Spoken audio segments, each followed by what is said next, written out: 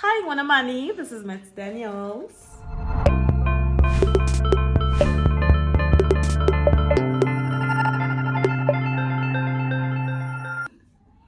In the year 2014, I was a victim of a money heist. And I'm not talking like chancing things, like a real-time money heist in bank. And it was just me and the G4S guy. And we were in the ATM room when three men barged in with guns. Sounds like a story from a movie, right? Nope, it's not a movie. It happened to me. I worked as a service consultant at Capitec Bank for 2 whole years. And I started in February 2013, 2014, and until 2015 February. So I worked as a service consultant there for 2 years. And it was one fateful morning when our branch manager asked me to go and attend the G4S people outside. They were there to deliver money. So when I went outside and I saw the truck and we opened the door, we got in, we closed the door, we shut the door. The way that I knew that the door is supposed to be shut, I shut the door. And when we were inside, the guy unpacks the money, lays it on the floor. After laying the money on the floor, and I'm busy trying to get them to open the safe so that he can put the money inside. And that's when 3 armed men barged into the ATM room. And then I remember that moment. I had the phone on my head and I was like shocked, like I didn't know what was happening. And then one of the guys was like, "Ipimal." And then I was like, over there, like I was nowhere going to hide money that was not in my. He was like, "Ipimal." I was like, "Naimal." Like I don't know where the Zulu even came from at that moment, but it came and I was like, "Naimali," and I was like I was searching where is more money in my body so I can give them so they can spare me. That's how, they were like plastic bags on top of the safe, and then there was like, "Wasn't there?" And then I was like, nothing, like I was scared out of my lungs, like out of my body, like. But then at the moment, I didn't know what was going on. I was like confused, And then those men, they take the gun and then they pointed at the other guy. And then they're like, "Where's your gun?" And then the other guy's like, "No, I don't have a gun." I don't know why he didn't have a gun. Or did they take the gun? Like everything has happened so fast. I don't know whether they took his gun.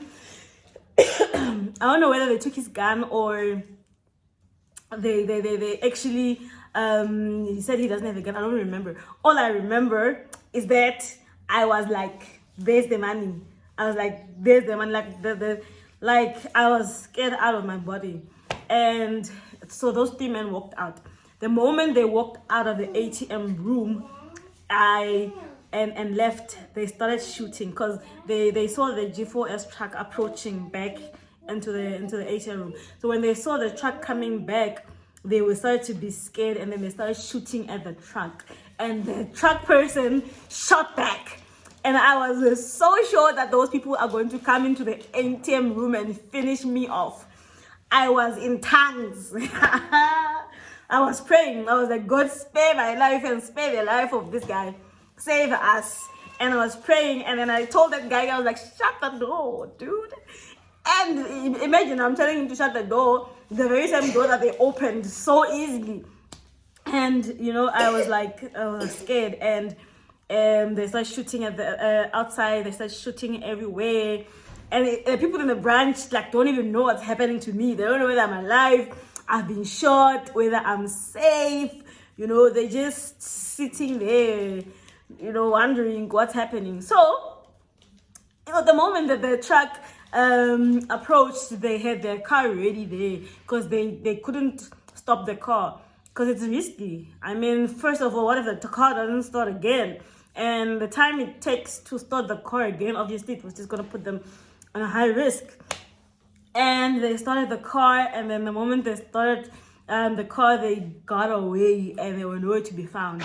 The moment they left, and I stopped praying, and then I stood there, I stayed in the ATM room until one of the consultants came, and then they said they're gone. And then that's where I ran out of the ATM room and I went into the branch.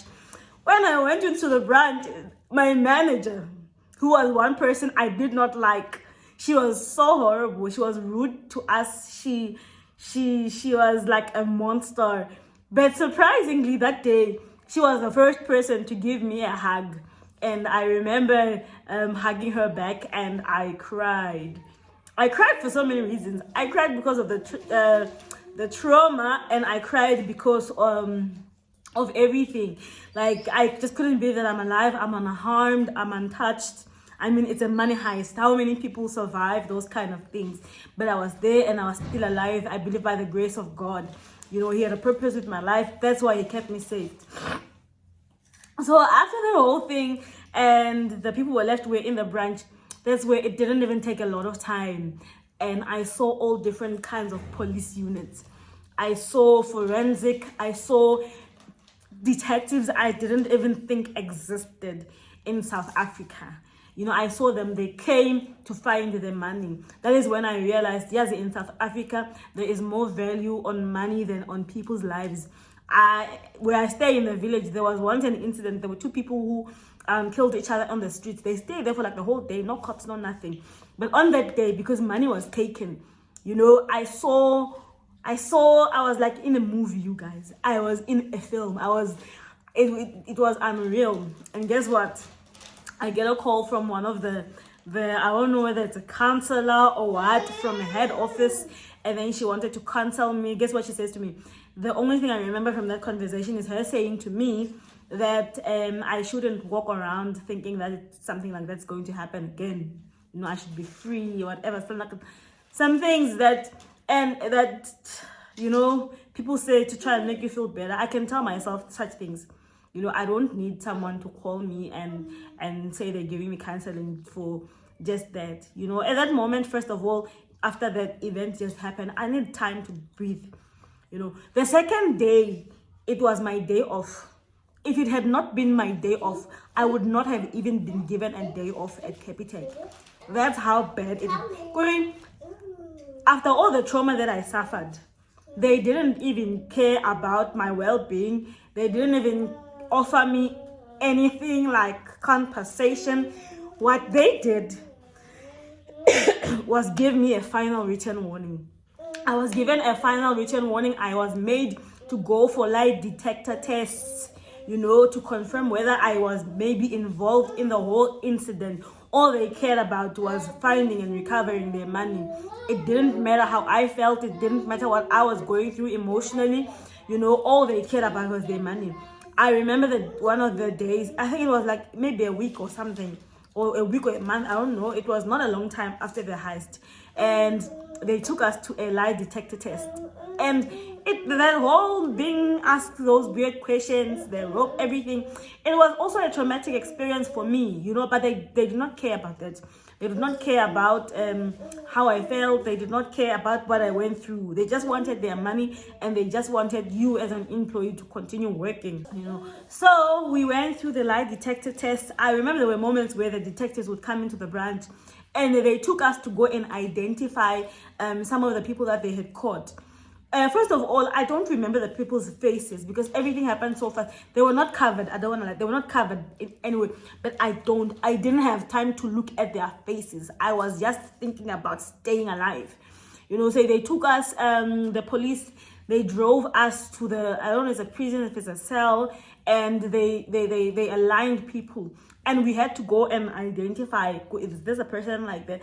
And worst of all, there was like, they didn't even try to cover us or to protect us in any way from being identified or known by those people. What if they had identified? They put us in prison with criminals inside of a prison cell.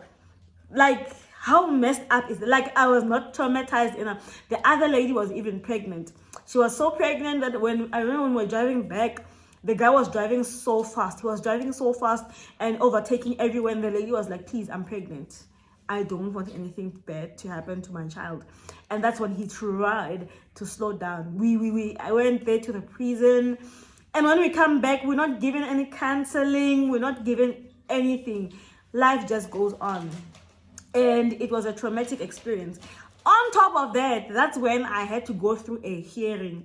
I had to go through a hearing where I was found guilty of gross negligence, I think. Yes, I was found guilty of gross negligence because the company was accusing me that I did not lock the door of the ATM room securely. So that's why I was given a final written warning. And of which for me it was a surprise, because first of all, they were saying that I was supposed to lock the key and leave the key inside.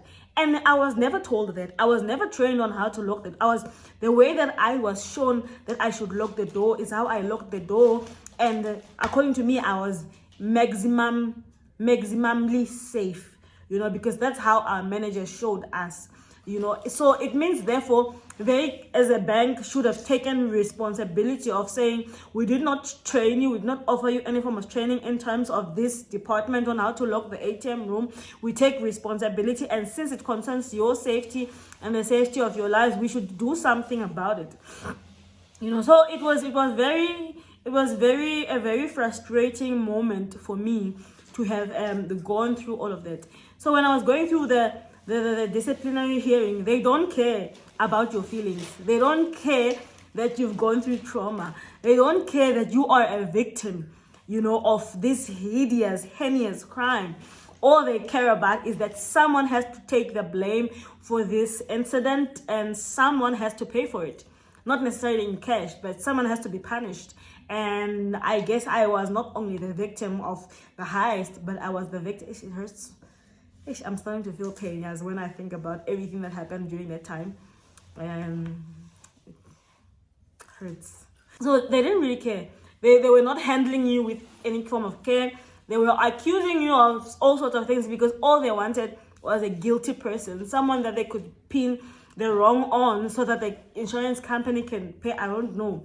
But all I know is that, there was no sympathy, no care, no compensation. And I deserved it. I suffered trauma, serious trauma because of the company. Emotionally, I deserved a little bit of compensation, if you know what I mean. But yes, I went through the whole hearing. They said I didn't lock the door properly, even though I explained to them. And there were even witnesses who came forward and said, all of us locked the door that way. That's how our manager showed us. But still, it didn't matter. All that matters is that they found me guilty of gross negligence. And on the next day, the second day after the heist, that is when they actually put out a communication to all the branches and said, everyone, when you go into the ATM room, lock the door and leave the key on the door. And if they felt, if that information was provided to the people and it was something that I should have known, why did they feel a need to send a communication the next day towards the whole company that everyone that goes into the room should lock and leave the key inside? So it shows that they did not take full responsibility, and they wanted to pin it on me, even though they knew, because that's what they said in the hearing. They knew that I was innocent, but because someone had to take the blame, and unfortunately that person was me. So it was a very traumatic experience. I don't want to have to lie to you, It's so sad working for a company that has no regard for the lives of people and their well-being. I don't think I've ever everywhere I've been experienced the kind of abuse that I went through at Capitec. And honestly, there were like so many rules that protect bad managers, and leaves the consultant out to be tortured. You are not protected at all. You are not covered. And you're just exposed and left there, and the ones in charge will always have the upper hand. You are guilty because you are on a lower level at the lowest stake, not because of the actual crime, So it was a very traumatic experience for me. And, you find that, and then sometimes when we had to go to work, because I was staying at a distant place, and the manager should keep us at the branch up until 8 in the evening, knowing very well that I had to go and hike after that. But still should make us stay all those hours. And it was just adding, because I felt, what if those people come back? What if they catch me on the streets while I'm still hiking? So it was very much traumatic, and I've never experienced such heinous, it was crazy. So that's my story. That's me, Matt Daniels, being a victim of crime. And if you want to hear more sufferings, more stories, real life stories, make sure that you subscribe to this channel and make sure that you do leave your comment and you also like this video.